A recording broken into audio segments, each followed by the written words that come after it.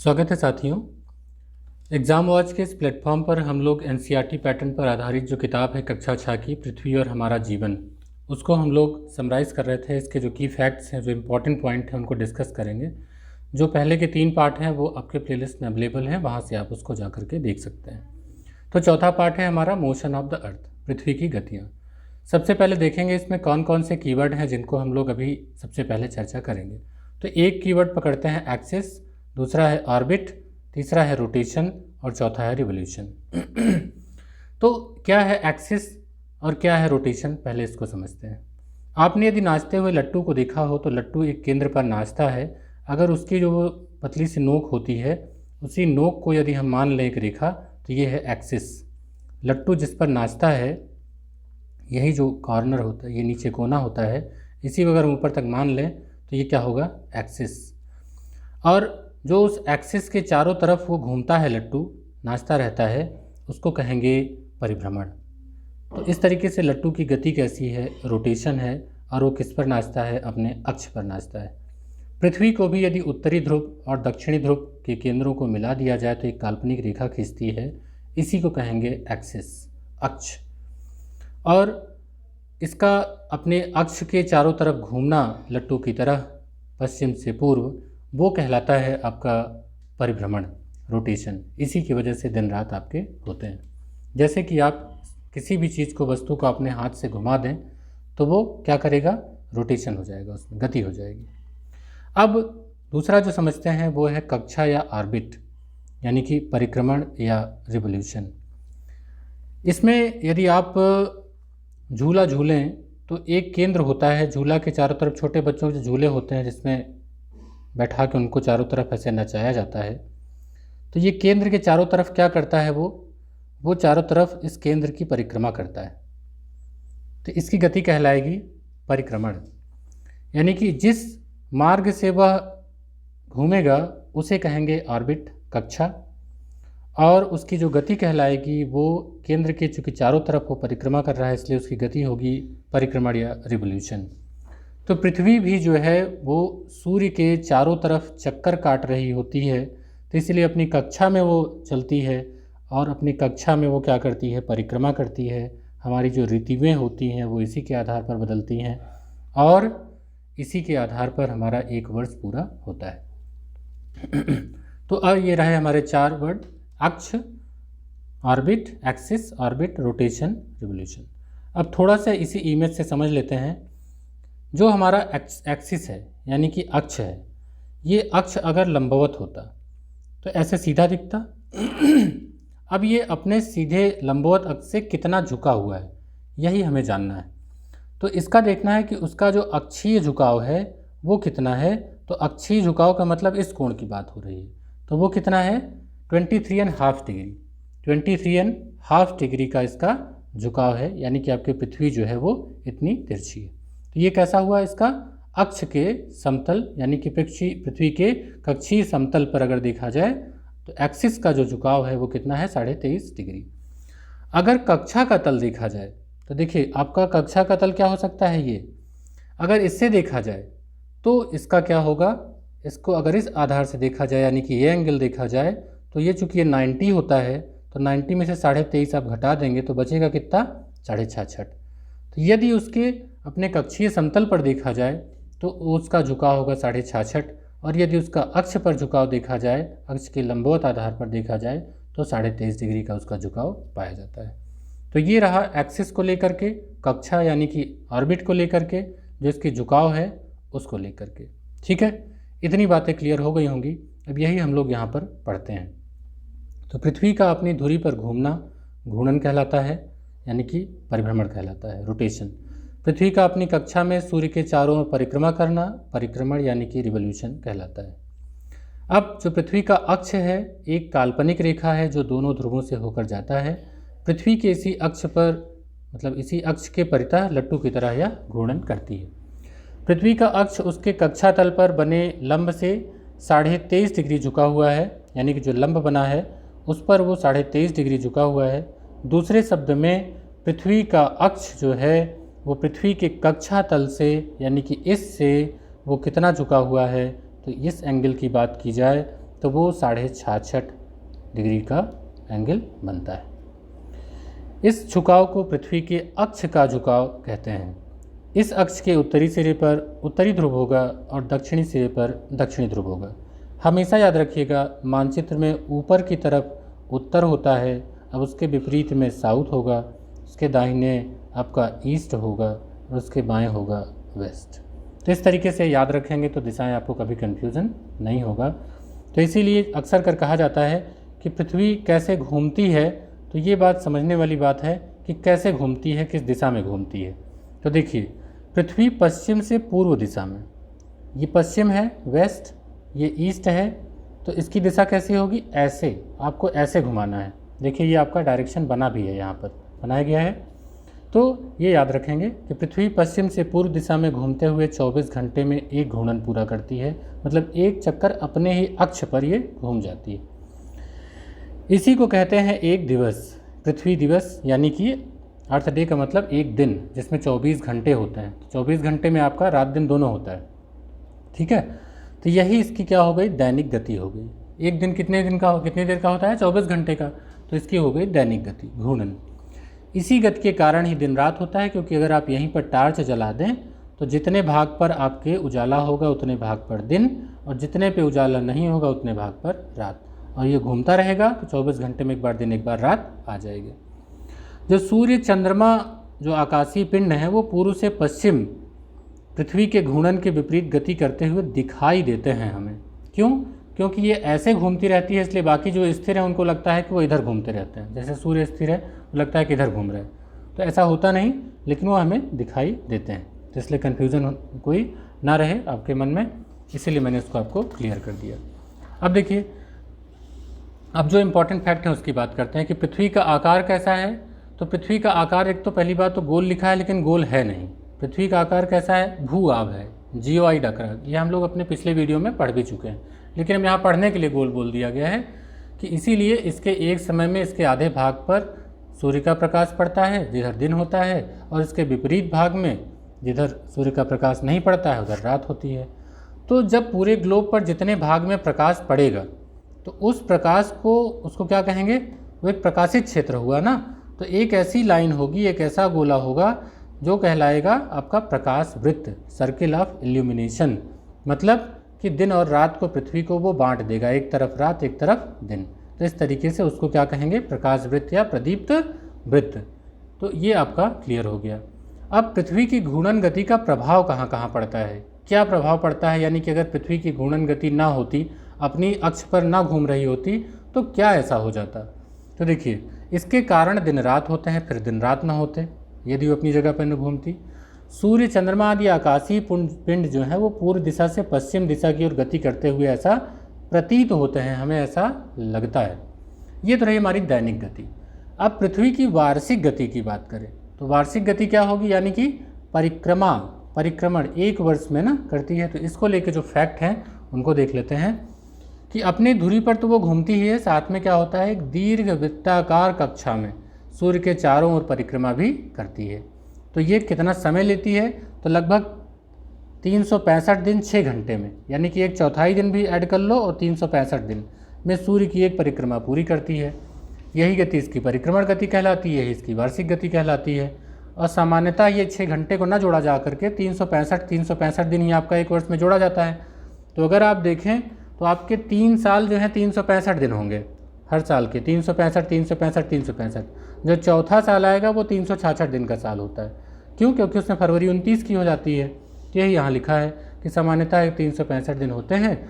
हर प्रत्येक वर्ष के अतिरिक्त 6 घंटे जो होते हैं, तो 6 चौक 24, चौथे वर्ष में 24 घंटा को, यानी कि एक दिन को अतिरिक्त जोड़ दिया जाता है। तो यही चौथा वर्ष हो जाता है 366, जो आपका अधिवर्ष यानी कि लीप ईयर कहलाता है। अब उसको किस महीने में जोड़ा जाता है, तो फरवरी में उसको एक दिन जोड़ दिया जाता है, तो फरवरी 28 के बजाय 29 की हो जाती हैं। अब दीर्घवृत्त कैसे बनता है, देखिए आपका बना हुआ है यहाँ पर। तो इतनी बातें आपको क्लियर हो गई होंगी। अब पृथ्वी सूर्य के चारों ओर दीर्घवृत्ताकार पथ पर परिक्रमा करती है। ये आपका स्टेटमेंट अगर पूछा जाए तो बिल्कुल सही है। पृथ्वी के अपने अक्ष पर झुकाव कितना है, अब आपको याद हो गया होगा कि अपने अक्ष पर वो 23.5 डिग्री झुकी होने, और सूर्य के चारों ओर चक्कर लगाने के कारण ऋतु परिवर्तन होता है।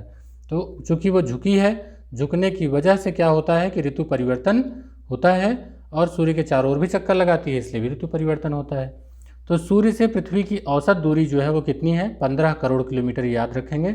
सूर्य से पृथ्वी की औसत दूरी जो है वो ये कम ज़्यादा होती रहती है, तो ये जो है औसत माना गया है 15 करोड़ किलोमीटर। 3 जनवरी को पृथ्वी सूर्य के सर्वाधिक निकट होती है, इसको कहते हैं पेरिहेलियन, उपसौर। और दूसरा टर्म है अपसौर, तो इसका उल्टा हो जाएगा अपसौर। तो पृथ्वी सूर्य के सर्वाधिक निकट कब होगी? उपसौर की स्थिति में। ये तिथि कब आती है? 3 जनवरी को। 3 जनवरी उपसौर, याद रखेंगे। 3 जनवरी उपसौर, याद रहिएगा। 4 जुलाई को पृथ्वी सूर्य से सर्वाधिक दूर होती है, इस स्थिति को अपसौर कहते हैं। क्या कहते हैं? एफिलियन। इसको कहते हैं अपसौर। 4 जुलाई को होता है, इसमें पृथ्वी सूर्य से सर्वाधिक दूर होती है। तो अभी जब जुलाई आएगा आपका, तो आप इसमें जो पृथ्वी होगी सूर्य से सर्वाधिक दूरी पर होगी। अब समझिए कि अगर आप जैसे इमेज दिखाया गया है, इसी तरीके इमेज पर किसी चीज़ पर टार्च से रोशनी डालें, तो देखिए गोला इतनी दूर में आपका उजाला रहेगा। और इस शीशे को थोड़ा ऐसे तिरछा कर दीजिए, और तब वैसे ही टार्च की टार्च डाली, देखिए ज़्यादा दूर में पड़ रहा है। तो इसके पीछे क्या पृथ्वी का क्या लॉजिक है? क्योंकि पृथ्वी का भी तो सरफेस ऐसा ही है, पृथ्वी का सरफेस ऐसा तो है नहीं, तो ये तो है नहीं, ये है पृथ्वी का सरफेस।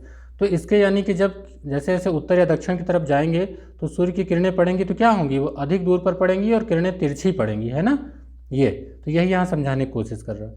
दोपहर में सूर्य की किरणें सीधी पड़ती हैं, प्रकाश कम क्षेत्र में फैलता है, इसलिए प्रकाश की तीव्रता अधिक होती है, तो तेज धूप रहती है। और प्रातः सायंकाल में सूर्य की किरणें तिरछी पड़ती हैं और प्रकाश अधिक क्षेत्र में फैल जाता है, इसलिए तीव्रता जो होती है दोपहर की तुलना में कम हो जाती है। और बाकी सूर्य का प्रकाश ऊष्मा कुछ कम नहीं होती है, वो बस आपके तिरछे होने के कारण, सतह का तिरछा होने के कारण जो है ऐसा आपको गर्म ठंडा लगता है, ठीक है। और इसी को कहते हैं, जब सूर्य के प्रकाश और ऊष्मा के रूप में जो ऊर्जा प्राप्त होती है, इसी को कहते हैं सूर्यातप। अब देखिए ऋतु परिवर्तन कैसे होता है। तो चूँकि पृथ्वी का अक्ष जो होता है वो एक ही तरफ हमेशा झुका रहता है। ऐसा नहीं है कि एक तरफ ऐसा झुकी है तो एक बार पृथ्वी ऐसे झुक जाएगी, ऐसा नहीं है। पृथ्वी ऐसे ही झुकी रहेगी, वर्ष भर एक ही तरफ झुका रहेगा। लेकिन ये है कि चूँकि सूर्य यहाँ है, अब पृथ्वी यहाँ होगी तो ऐसे झुकी होगी, पृथ्वी यहाँ होगी तो ऐसे झुकी होगी।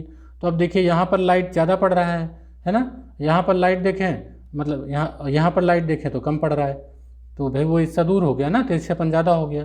तो इसलिए ऋतु परिवर्तन के बाद में ऐसा संभव है कि उसमें परिवर्तन आ जाए। तो पृथ्वी के अक्ष के झुकाव और सूर्य के चारों तरफ परिक्रमा करने के कारण ही ऋतु परिवर्तन होता है, ऐसा स्टेटमेंट पूछा जाए तो सही होगा। अब सवाल ये है कि यदि पृथ्वी अपने अक्ष पर न झुकी होती तो क्या होता? तो परिक्रमण गति के बावजूद ऋतु परिवर्तन क्या होता? नहीं होता। यानी कि न झुकी होती तो भले कितना भी परिक्रमा कर लेती, ऋतु परिवर्तन ना होता।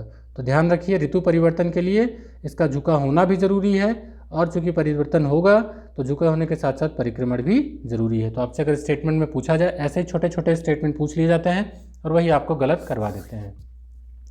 और अगर पृथ्वी का झुकाव ना होता, एकदम ऐसे रहती, तो भाई 12 घंटा दिन होता, 12 घंटा रात होती, बिल्कुल अंतर ना आता। अभी तिरछा होने की वजह से सारा है बवाल, ठीक। अब देखिए ऋतु परिवर्तन के लेके थोड़ा सा और समझते हैं। पृथ्वी अपने अक्ष पर कितने डिग्री झुकी हुई है? अब तुरंत आप बता देंगे, 23.5 डिग्री झुकी है। तो इसके कारण वर्ष भर सूर्य जो है वो कर्क रेखा और मकर रेखा के मध्य गति करता प्रतीत होता है। एक इंटरेस्टिंग फैक्ट ये भी है कि भूमध्य रेखा के उत्तर की तरफ 23.5 डिग्री, दक्षिण तरफ 23.5 डिग्री, तो ये 23.5 डिग्री जो झुकाव है ना, दरअसल सूर्य की किरणें लंबवत कहाँ कहाँ तक पड़ सकती हैं। तो जब ये झुकाव, अभी तो हमने सीधा बनाया है पृथ्वी को, जब इसको आप ऐसे बनाएंगे और ये ऐसे होगा, आपका बहुत ज़्यादा झुका दिया हमने, ऐसे होगा, तो देखिए ये समय समय पर परिवर्तित हो जाएगा ना। तो जो सूर्य की किरणें पड़ेंगी लंबवत, तो लंबवत कितनी दूर में पड़ सकती है? तो लंबवत इन्हीं किरणों के बीच में पड़ सकती है, इन्हीं रेखाओं के बीच में। कर्क रेखा जो आपका नॉर्थ में है और मकर रेखा जो आपका साउथ में है, यही एक क्षेत्र ऐसा है जो पूरा ही क्षेत्र है, यहीं पर सूर्य की किरणें लंबवत पड़ती हैं, इधर कभी भी लंबवत नहीं पड़ती हैं इन क्षेत्रों में। तो जितने क्षेत्र में कभी न कभी लंबवत किरणें पड़ती हैं, बिल्कुल सर के ऊपर होता है सूर्य, तो वो क्या कहलाएगा? आपका अयन क्षेत्र कहलाएगा आपका। यही जो आपकी कर्क रेखा है और मकर रेखा है, इसको लेके क्वेश्चन पूछे जाते हैं। तो अब समझिए कि 23.5 डिग्री झुकी होने के कारण वर्ष भर सूर्य का कर्क रेखा और मकर रेखा के मध्य गति करता प्रतीत होता है। यह वर्ष के 6 माह उत्तरी गोलार्ध में और 6 माह दक्षिणी गोलार्ध में अधिक सूर्यातप प्रदान करता है। तो अब जब उत्तर में सूर्य बिल्कुल सामने होगा तो बिल्कुल सीधा चमकेगा कर्क रेखा पर। अंतिम वाला अयनांत की बात कर ली जाए ना, तो अयनांत यानी कि सबसे उत्तर में कब चमकेगा? कर्क रेखा पर, उसके उत्तर तो जाएगा नहीं चमकने लंबवत। तो वो दिन कौन सा होगा? तो 21 जून को कर्क रेखा पर सीधा चमकेगा, यानी कि उत्तरी गोलार्ध का सबसे बड़ा दिन जो है वो 21 जून को होगा। पूरी दुनिया में नहीं होगा, सिर्फ कर्क रेखा यानी उत्तरी गोलार्ध में सबसे बड़ा दिन कब होगा? 21 जून को होगा। इस स्थिति को क्या कहते हैं? तो इस स्थिति को कहते हैं सूर्य का उत्तरायण होना। यानी कि जब ये कर्क रेखा पर होता है तो उसको कहते हैं समर सोलिस्टिक्स। तो ये ध्यान रखिएगा, ग्रीष्म संक्रांति या सूर्य का उत्तरायण होना या ग्रीष्म संक्रांति, ये कब होगा? तो ये होगा आपका 21 जून को होगा। इस समय कर्क रेखा पर सर्वाधिक सूर्यातप मिलेगा। अभी इस इमेज से थोड़ा सा अगर कन्फ्यूज़न हो तो आप समझ लीजिए कि देखिए सर्वाधिक सूर्यातप कहाँ मिलेगा। तो सर्वाधिक सूर्यातप देखिए आपके सामने, यहाँ पर 21 जून को देखें तो जो कर्क रेखा वाला क्षेत्र है वो बिल्कुल सीध में है सूर्य के, ये देखें। तो इसीलिए ये वाला क्षेत्र जो है ये आपका 21 जून को इसको सर्वाधिक सूर्यातप मिलता है। उत्तरी गोलार्ध में आर्कटिक वृत्त के उत्तर पूरे भाग में दिन होता है। अब देखो, आप छोटा सा फुटबॉल ले लें और उसको ऐसा लाइन खींच दें और ऐसे तिरछा करें तो जो ऊपर वाला हिस्सा होगा उस पर पूरे पे लाइट पड़ेगा। अभी चाहे जितना नाचे, चाहे इधर रहे चाहे इधर रहे, वो पूरे उजाला रहेगा ना, लेकिन यहाँ नहीं रहेगा। तो ये पूरा 6 महीना जो है यहाँ पर दिने दिन रहेगा। तो इसलिए आप समझिए इस बात को कि उत्तरी गोलार्ध में आर्कटिक वृत्त क्या होता है भाई? 66.5 डिग्री के उत्तर। आर्कटिक वृत्त के उत्तर पूरे भाग में दिन होता है। इसी प्रकार दक्षिणी गोलार्ध में अंटार्कटिक वृत्त के दक्षिण पूरे भाग में रात होती है। इस समय उत्तरी गोलार्ध में ग्रीष्म ऋतु होती है और दक्षिणी गोलार्ध में शीत ऋतु होती है। अगर इसको आप डिटेल में समझना चाहते हैं तो जो हमने व्हाइट बोर्ड पर पढ़ाया हुआ है ड्रॉ करके, उसको आप अच्छे से पढ़ सकते हैं। अब इसके विपरीत जो 21 जून का विपरीत होगा तो वो कौन सा होगा? तो 22 दिसंबर को होगा। तो 22 दिसंबर को सूर्य जो है वो मकर रेखा पर सीधा चमकता है। इसको क्या कहेंगे? सूर्य का दक्षिणायन होना कहेंगे, मकर संक्रांति कहेंगे, शीत संक्रांति कहेंगे, है ना। तो इस तरीके से हम इसको समझ पाएंगे। तो इमेज में इसको देख लेते हैं कि 22 दिसंबर को स्थिति क्या होगी। तो देखिए 22 दिसंबर का ये वाला इमेज है। यहाँ पर सूर्य की किरणें जो हैं वो कहाँ पड़ रही हैं? तो सूर्य की किरणें सीधे मकर रेखा पर पड़ रही हैं। इसी को कहते हैं सूर्य का दक्षिणायन होना, इसी को कहते हैं मकर संक्रांति, इसी को कहते हैं शीत संक्रांति, विंटर सोलिस्टिक कहते हैं। मकर रेखा पर इस समय सर्वाधिक जो है सूर्यातप प्राप्त होता है। तो विंटर सोलिस्टिक कब होगा? 22 दिसंबर को। समर सोलिस्टिक कब होगा? तो 21 जून को होगा। ठीक है, इस तरीके से याद रहेगा। आइए आगे देखते हैं। 2 और इसमें डेट हैं, यहाँ देख लें। ये है 21 मार्च की स्थिति और ये है 23 सितंबर की स्थिति। ठीक, इन दोनों को देख लेते हैं तो समझ में आ जाएगा। तो आइए देखते हैं। सबसे पहले बात करेंगे 21 मार्च और 23 सितंबर को सूर्य जो है वो भूमध्य रेखा पर सीधा चमकता है। यानी कि अगर आप इसको सामने रखें तो बिल्कुल जहाँ ये लाइन गई है आपकी, सूर्य इसी पर सीधा भूमध्य रेखा पर चमकता है। तो दिन रात कैसे होंगे? दिन रात बराबर होंगे। तो पृथ्वी इस समय न सूर्य की तरफ झुका, न उत्तरी झुका होगा, न दक्षिणी ध्रुव झुका होगा। तो क्या होगा? तो देखिए लिखा हुआ है कि इस समय न तो उत्तरी ध्रुव न ही दक्षिणी ध्रुव सूर्य की ओर झुका होता है। पूरी पृथ्वी इस समय दिन रात की अवधि यानी कि समान 12-12 घंटे होती है। विषुवत रेखा पर सर्वाधिक सूर्यातप प्राप्त होता है। इसी को कहते हैं विषुव, इक्विनॉक्स। तो इक्विनॉक्स की स्थिति कब कब आती है? तो 21 मार्च और 23 सितंबर को आती है इक्विनॉक्स यानी कि विषुव की स्थिति। अब विषुव के 2 नाम हैं, एक है बसंत विषुव, एक है शरद विषुव। तो बसंत विषुव कब होता है? 21 मार्च को होता है। और शरद विषुव कब होता है? 23 सितंबर को होता है। तो 21 मार्च और 23 सितंबर, तो यहाँ देखें दोनों आपके इस इमेज में दिए गए हैं। 21 मार्च वाला देखें तो 21 मार्च को क्या होगा? बसंत विषुव होगा। ये क्या होगा? बसंत विषुव की स्थिति है। और जो 23 सितंबर है ये किसकी स्थिति है? शरद विषुव की स्थिति है। ठीक है, तो इस तरीके से इसको याद रखेंगे। उत्तरी गोलार्ध में शरद ऋतु और दक्षिणी गोलार्ध में वसंत ऋतु होती है। तो ये रहा आपका जो इन्फो था, ये इसको हमने अच्छे से इसको डिस्कस कर दिया। आइए देखते हैं एक इम्पॉर्टेंट फैक्ट है, उसको समझ लेते हैं कि 21 मार्च से 23 सितंबर के मध्य, 21 मार्च से 23 सितंबर के मध्य यानी मार्च से सितंबर का देखा जा रहा है महीना, उत्तरी ध्रुव सूर्य की ओर झुका रहता है। यह झुकाव 21 जून को अधिकतम होता है। तो इस अवधि में उत्तरी ध्रुव पर दिन, दक्षिणी ध्रुव पर रात होती है। इसी प्रकार 23 सितंबर से 21 मार्च तक दक्षिणी ध्रुव सूर्य की ओर झुका रहता है। यह झुकाव 22 दिसंबर को अधिकतम होता है। इस अवधि में दक्षिणी ध्रुव पर दिन और उत्तरी ध्रुव पर रात होती है। तो ध्रुवों पर रात दिन कैसे निर्भर करेगा कि कौन सा ध्रुव सूर्य के ठीक सामने है। अब दिन रात की अवधि जो होती है वो कैसे होती है, बड़ी छोटी कब होती हैं, कैसे होती हैं, इनको समझ लेते हैं। तो चूँकि आप देखते हैं गर्मी के दिन में रात जो है लंबी हो जाएगी, गर्मी के दिन में रात छोटी हो जाएगी और ठंडी में रात लंबी हो जाती है। तो ऐसा क्यों होता है? तो दरअसल जो आपने 21 जून की स्थिति में ग्लोब के प्रदीप्त वृत्ति को देखा, यानी कि जो सर्किल ऑफ इल्यूमिनेंस है, कितनी दूर में आपका लाइट पड़ रहा है, उसको देखा जाए तो जैसे जैसे हम भूमध्य रेखा से ध्रुव की, उत्तरी ध्रुव की ओर बढ़ते हैं या दक्षिणी ध्रुव की तरफ बढ़ते हैं, तो वो क्या होता है, प्रकाश वृत्त अधिक समय तक अधिक क्षेत्र पर फैल जाता है। इसीलिए हम जैसे जैसे उत्तर की ओर बढ़ते हैं तो दिन की अवधि लंबी और रातें छोटी होने लगती हैं। और 22 दिसंबर को इसकी जो है स्थिति उलट हो जाएगी। अब देखते हैं कि दक्षिणी गोलार्ध में इसकी स्थितियां कैसी होंगी, विपरीत होंगी। वहाँ 21 दिन को छोटी अवधि का और 22 दिसंबर के दिन लंबी अवधि का होता है। तो जब भी आपसे बड़ा दिन छोटा दिन पूछा जाए तो उत्तरी और दक्षिणी गोलार्ध का जरूर ध्यान रखें। अब पृथ्वी के ताप कटिबंध की बात करें तो पृथ्वी के ताप कटिबंध कैसे हैं? ताप कटिबंध यानी कि कर्क रेखा और मकर रेखा के बीच सभी अक्षांशों पर दोपहर का सूर्य जो है वर्ष में कम से कम एक बार ठीक सिर के ऊपर होता है। वही हमने आपसे कहा जो अयनांत हैं आपके, यानी कि कर्क रेखा और मकर रेखा, इन दोनों के बीच में जो पूरा ग्रीन एरिया है, इसमें वर्ष में कम से कम एक बार सूर्य के ऊपर एकदम जो सर के ऊपर सीधे सूर्य होता है, यानी कि यह सूर्य से सर्वाधिक सूर्यातप प्राप्त करता है। तो चूंकि यहाँ पर मैक्सिमम टेम्परेचर मिलेगा, इसलिए इसको कहेंगे क्या, ट्रॉपिकल जोन, यानी कि उष्ण कटिबंध। तो यही आपका यहाँ पर दिया गया है कि इसे कहेंगे उष्ण कटिबंध। तो ये पूरा आपका ग्रीन वाला एरिया क्या हो गया, उष्ण कटिबंध। कर्क रेखा के उत्तर और मकर रेखा के दक्षिण में मध्याह्न का सूर्य कभी सिर के ठीक ऊपर नहीं होता है, यानी जो आपका ये पिंक वाला एरिया है, इस एरिया में कभी भी एकदम आपकी परछाई आपके नीचे नहीं आएगी, बिल्कुल लंबवत सूर्य की किरणें नहीं होंगी, ठीक है। तो और अगर इसके बाद देखा जाए तो इसके बाद अगर आप जो बिल्कुल उत्तरी जो ध्रुव वृत्त है और दक्षिणी ध्रुव वृत्त है, इसके तरफ जाएंगे तो उसमें भी आप देखेंगे कि वहाँ पर बिल्कुल 6 महीने दिन और 6 महीने रात वाली स्थिति होती है। तो ये जो पिंक वाला है इसको समझ लेते हैं कि ध्रुवों की ओर जाने पर सूर्य की किरणों का तिरछापन बढ़ता जाता है। ये वाले क्षेत्र में क्या होता है कि उत्तरी गोलार्ध में कर्क रेखा और आर्कटिक वृत्त, यानी कि इन दोनों के बीच में, और दक्षिणी गोलार्ध में मकर रेखा और अंटार्कटिक वृत्त, इसके और इसके बीच में, ये जो पूरा पिंक वाला दोनों एरिया है ऊपर और नीचे के बीच में मध्यम तापमान रहता है, इसीलिए इसको कहते हैं शीतोष्ण, ठंडा गर्म कटिबंध, टेम्परेट जोन। तो अब नाम आपको हमेशा बोला जाता है ट्रॉपिकल जोन, टेम्परेट जोन। तो टेम्परेट क्या है, अब ट्रॉपिकल वाला हिस्सा बीच वाला कर दीजिए, ये आपके ट्रॉपिक ऑफ कैंसर है, ट्रॉपिक ऑफ कैप्रिकॉर्न है, तो ट्रॉपिक के बीच में ट्रॉपिकल जोन। और जो ये बचा ये हो गया आपका सब ट्रॉपिकल, यानी कि टेम्परेट जोन। तो ये टेम्परेट हो जाएगा और बीच वाला ट्रॉपिकल हो जाएगा, ठीक। अब जो बचा ऊपर और नीचे, यानी कि उत्तर और दक्षिण, ये क्या हुआ, तो इसको भी देख लेते हैं। इसको कहते हैं शीत कटिबंध है।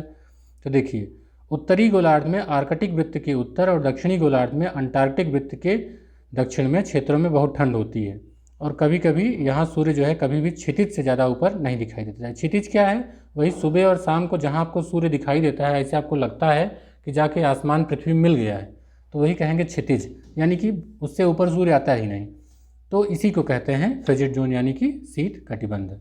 तो ये रहा हमारा पूरा आपका ये पूरा चैप्टर। थोड़े से क्वेश्चन इसमें देख लेते हैं, इसका उत्तर आप अगर आप पढ़े हैं ध्यान से तो आप इसका उत्तर दीजिएगा। पृथ्वी के परिभ्रमण और परिक्रमण में अंतर बताइए। ये रोटेशन और रिवोल्यूशन में आपसे अंतर पूछ रहा है। अब आपने अगर पूरा वीडियो ध्यान से सुना होगा तो इसका उत्तर आपके मन में आ गया होगा। देखिए, हमेशा ऑब्जेक्टिव ही मत पढ़िए, इन क्वेश्चंस के उत्तर भी सोचने की क्षमता का सृजन कीजिए, तभी आप अच्छे से आंसर लिख पाएंगे। उत्तर और दक्षिण अयनांतों में अंतर बताइए। यहाँ आपसे ट्रॉपिक ऑफ कैंसर यानी कि कर्क रेखा, और दक्षिण में कौन सा होगा, ट्रॉपिक ऑफ कैप्रिकॉर्न यानी कि मकर रेखा, यही अयनांत इनको कहते हैं, अयन का अंत, ठीक है। वही जो आपको उष्ण कटिबंध बताया। इन दोनों में अंतर क्या है तो बता ही दिया कि एक उत्तर में है एक दक्षिण में है, ठीक। तो एक कर्क रेखा एक मकर रेखा है। प्रदीप्त वृत्त से आप क्या समझते हैं कि सर्किल ऑफ इल्यूमिनेंस की बात की जा रही है ना, जो दिन और रात को बांट देती है पृथ्वी में। पृथ्वी के घूर्णन गति के प्रभावों का विवरण दीजिए। यानी कि मैंने आपसे कहा ना कि पृथ्वी अगर घूमती है तो उसके क्या प्रभाव होते हैं, अगर न घूमे तो क्या नहीं होगा। पृथ्वी के ताप कटिबंधों की वर्णन कीजिए। तो ये आपसे पूछा जा रहा है, आपसे ट्रॉपिकल जोन के बारे में, टेम्परेट जोन के बारे में और फ्रिजिड जोन के बारे में, यानी कि उष्ण कटिबंध, शीतोष्ण कटिबंध और शीत कटिबंध के बारे में जाना जा रहा है। तो क्या कारण है कि उत्तरी और दक्षिणी ध्रुव पर 6 माह का दिन होता है? तो आप इसको बताइए, सोचिए, क्योंकि मैंने इसका उत्तर अपने इस लेक्चर में दे दिया है।